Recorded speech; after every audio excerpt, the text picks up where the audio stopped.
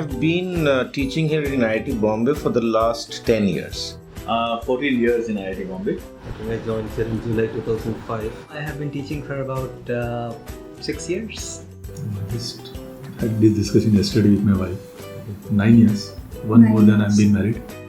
I have been in the teaching career since 1992. I come from an academic family, and my father was also a professor and a teacher. We had this gentleman named Mr. Kochupara. He used to be very crazy and he used to teach geography, but he used to kind of act out the planets running around the sun. Also, of course, Professor Siddhartha Sen, who's still a faculty there, coming in IIT. He was a great one.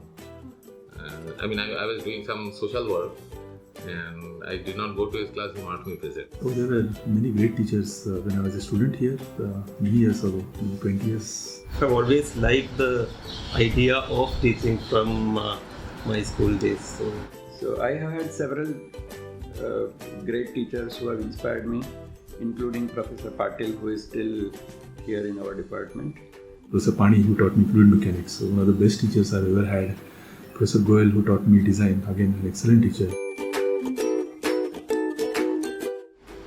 Once, perhaps, the one where I taught a course and there were 10 efforts and there were 12 A's as well, just to set records set.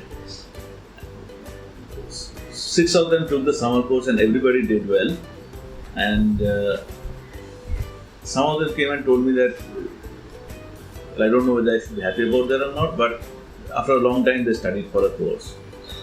We get extremely bright students in IIT, and that's a great feeling. Even if there are a couple of students who are really enthused about a subject that I'm teaching, I would consider that to be, job achieved. Some of the best experiences when I've been unable to answer questions, because that really makes me go back to the blackboard. So the craziest one was this guy got me on the road one day, just outside the main gate. He was a student in my class, maybe 3 years back. And he told me, "Sir, I wish I had paid a little bit more attention in your class." I said, "Why?"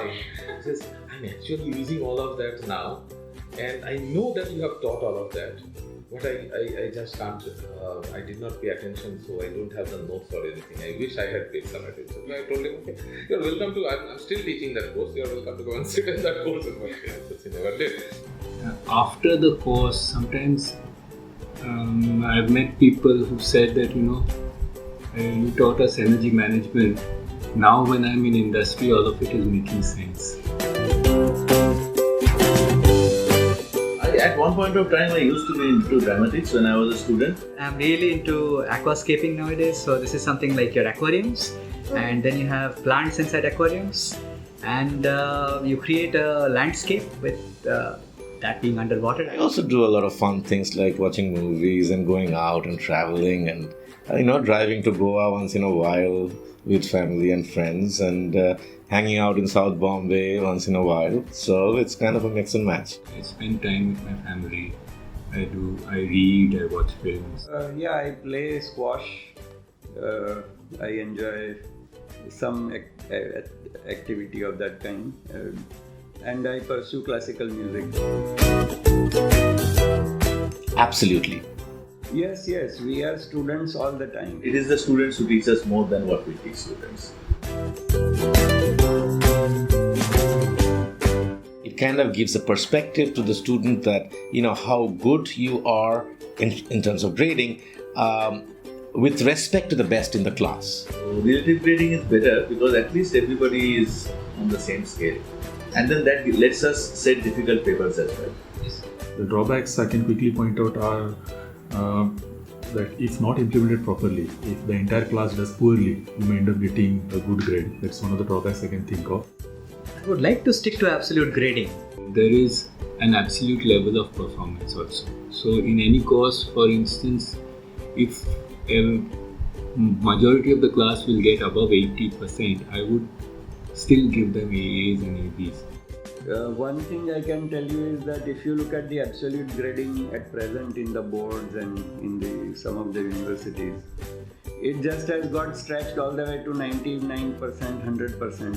Then those numbers don't mean anything, and we hear the admissions to some colleges have cut off of 100%. So we don't know what all this means. Positive points being that, for example, sometimes the exams can be really difficult. So in those cases, for example, you are not penalized, students are not unduly penalized because the exams being difficult and everybody found them difficult. In some sense, ideally, I think there should be no exams, no grades, etc. So forget relative grading, absolute grading, there should be no grading. Philosophically, I believe that attendance should not be compulsory. What I follow is that I take attendance every once in a while and then try to see if somebody is consistently absent. I think the challenge is how do we excite and interest people, and unless they come to the class, we don't even have a chance. Persistent learner. Oh, I try to be a storyteller, I think. Oh, this I can't. At least it has to be, an MCQ. Give me choice of like. Do what you want to do. This is the time to be enjoyed. Enjoy life, enjoy classes, okay? Don't waste it. If you're serious, if you're involved, you can achieve anything in this world. Find something that interests you and understand your passion and go for it.